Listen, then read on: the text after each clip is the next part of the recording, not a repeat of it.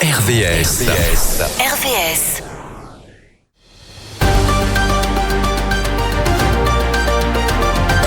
Émission spéciale élection municipale sur RVS.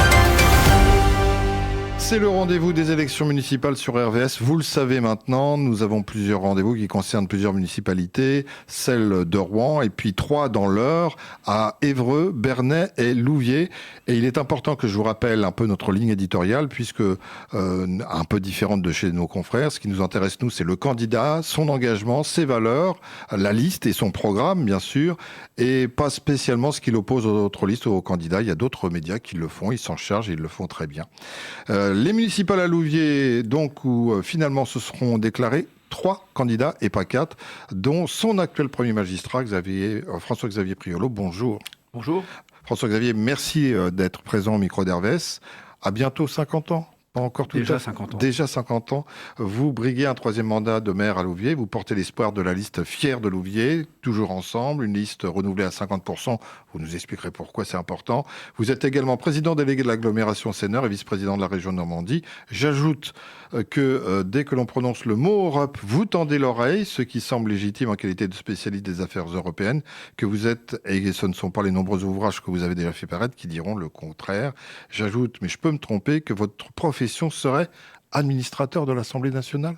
Tout à fait, depuis plus de 25 ans maintenant. Et ça consiste en quoi ce métier, administrateur de l'Assemblée nationale ? C'est le corps des fonctionnaires parlementaires qui sont chargés de faire fonctionner l'institution Assemblée nationale. Donc ce n'est pas une fonction politique, c'est une fonction institutionnelle avec une dimension très juridique qui est là pour faire fonctionner le Parlement.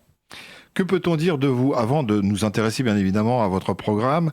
Est-ce que vous êtes tombé très petit dans le monde politique? Papa, maman en faisaient? Ou ils étaient très impliqués dans le monde associatif, ce qui amène souvent à la politique, ou pas du tout? C'est du hasard? Mes parents n'étaient pas du tout engagés en politique, mais j'étais passionné par l'actualité. J'adorais regarder les informations.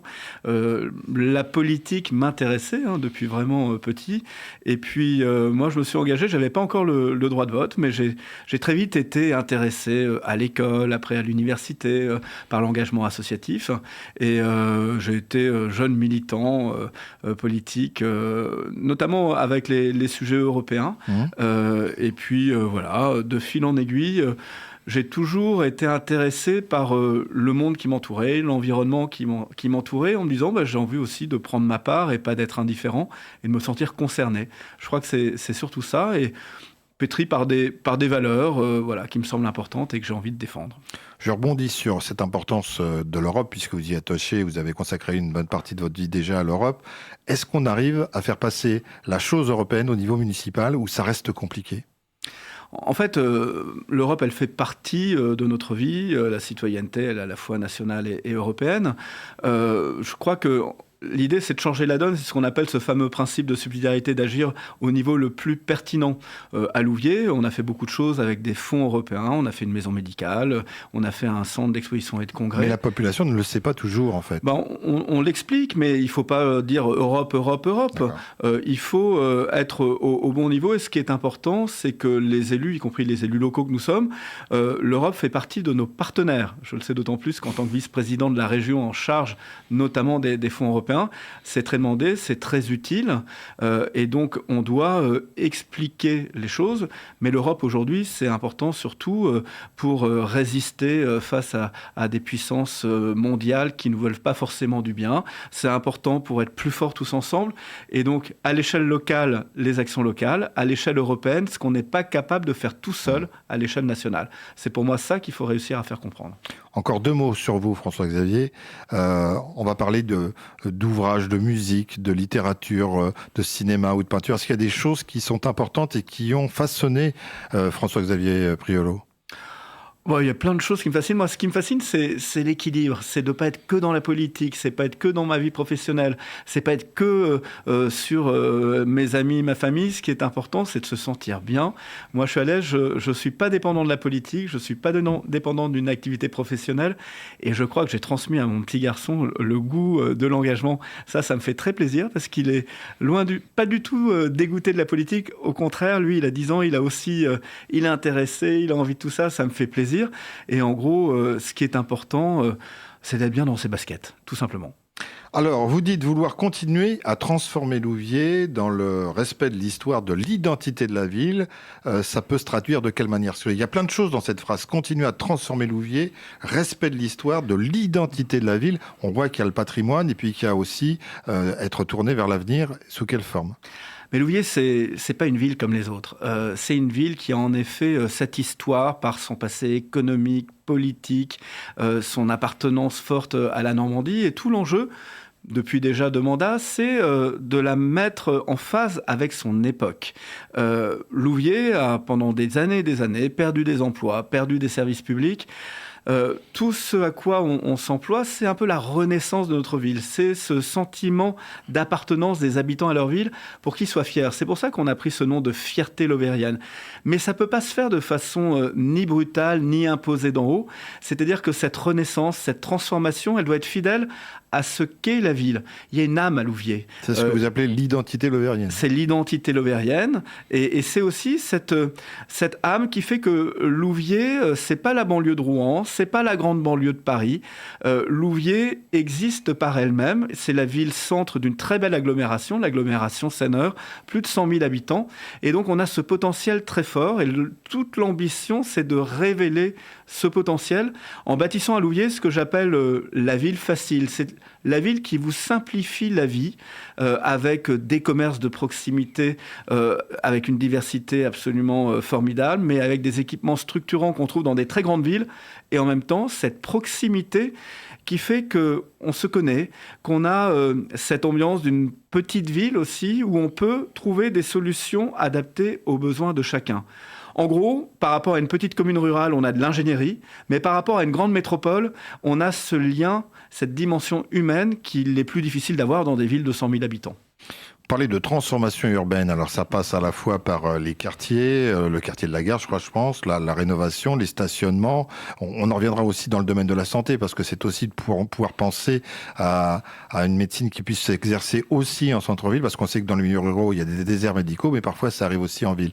Est-ce que c'est justement tout ça qui va être incarné dans cette traduction de cette qualité de vie que vous voulez toujours plus pour Louviers? Tout à fait. Et ce qu'on veut faire, c'est de montrer qu'il y a une seule et même ville, et notamment dans les aménagements urbains, par le choix des matériaux, par l'urbanisme, on souhaite montrer l'unité de la ville. On a à Louviers à la fois des hameaux qui sont, je dirais, presque la vie à la campagne.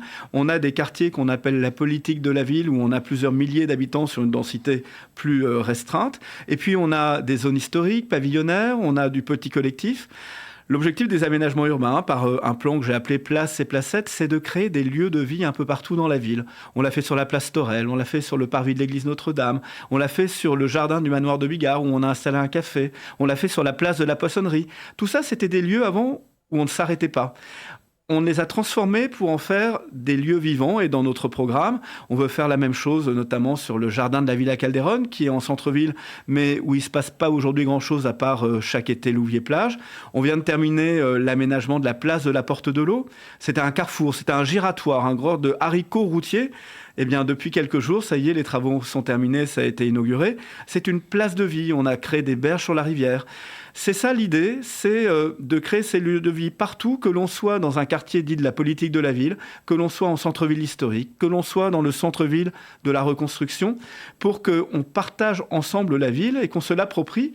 On a installé ces lettres géantes sur la place Torel, qui avant, elle aussi, n'était qu'un grand giratoire où il n'y avait aucun espace de vie.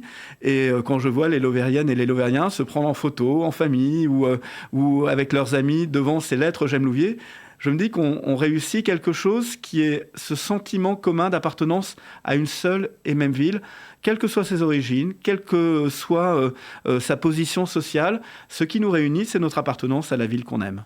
Alors, quels sont les axes sur lesquels vous allez encore appuyer? J'entends bien la qualité de vie avec la proximité également de la nature, de ces espaces de vie, mais est-ce qu'il y a des secteurs, des items particuliers où vous dites là, on va monter le curseur? Est-ce qu'il s'agit du logement? Est-ce qu'il s'agit vous avez parlé de la culture il y a un instant. Où est-ce que vous allez passer le curseur en disant ça va être ma priorité? Alors en fait, c'est des priorités que l'on poursuit et que l'on amplifie, notamment autour du retour des services publics. Oui.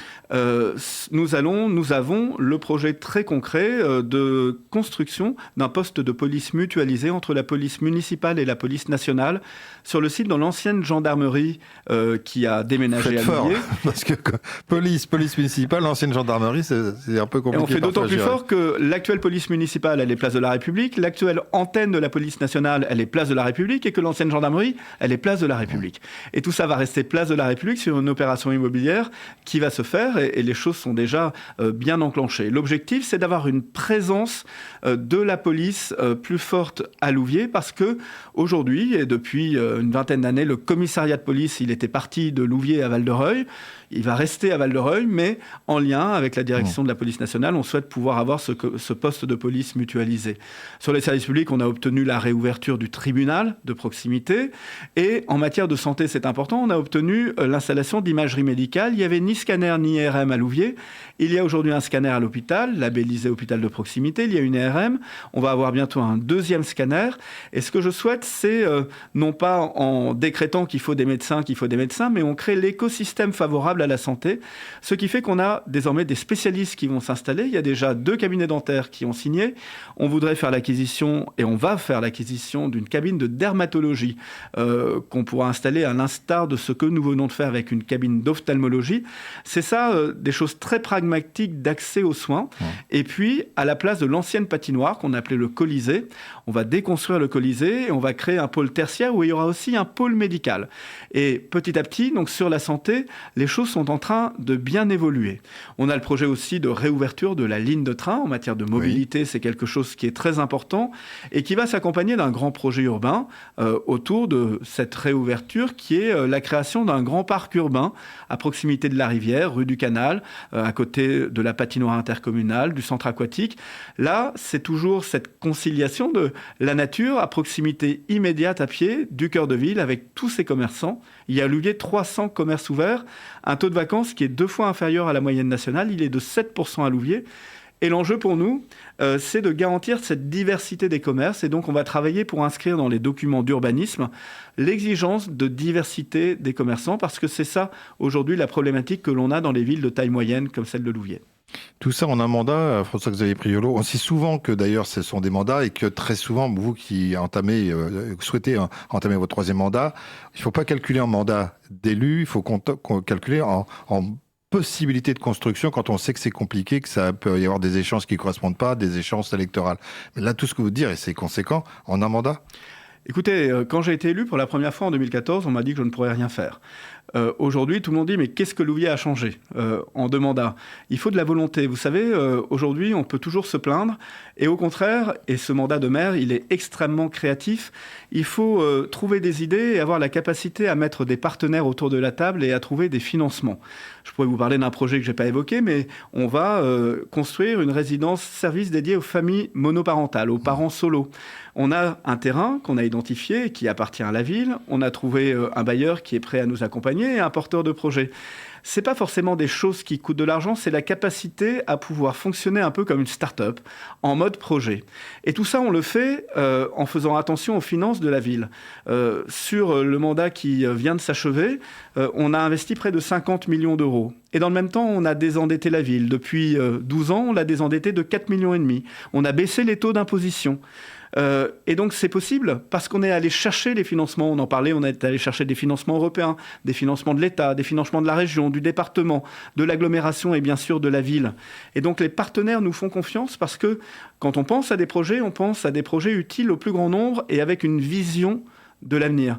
Donc oui, on a l'énergie, on a l'envie, on réfléchit en partant en fait des problématiques des gens. En se disant, il y a un problème, il faut qu'on apporte une solution, et on le fait de façon pragmatique, ouverte, et en fédérant tous les partenaires, parce qu'on n'arrive jamais à faire tout ça tout seul. Si on le fait, c'est parce qu'on est accompagné, et si on est accompagné, c'est parce qu'on est crédible. François-Xavier Priolo, il nous reste très peu de temps. Vous avez 30 secondes maximum pour répondre éventuellement à cette question, c'est-à-dire passer un message en direction d'une personne qui vous est chère, qui n'est peut-être plus de ce monde, mais qui est aussi une incarnation de ce que vous êtes maintenant. Eh bien, en fait, c'est pas tant une personne que la communauté éducative. Ce sont les enseignants et tous ceux qui participent à l'éducation de nos enfants, parce que c'est le cœur de tout, et quand on est mère, on s'en rend vraiment bien compte. Aujourd'hui, on a besoin de transmettre, on a besoin d'éduquer, chacun doit le faire à son niveau. Le soutien à la parentalité, c'est quelque chose qui est essentiel, et moi je voudrais tirer mon chapeau à tous les enseignants et à tous les acteurs aussi à l'échelle des services de la ville qui s'occupent de cet impératif absolu aujourd'hui, c'est l'éducation. Merci beaucoup François-Xavier Priolo, on vous souhaite une belle campagne. Merci à vous. Et puis on vous dit à très bientôt, pourquoi pas au micro d'RVS. Merci.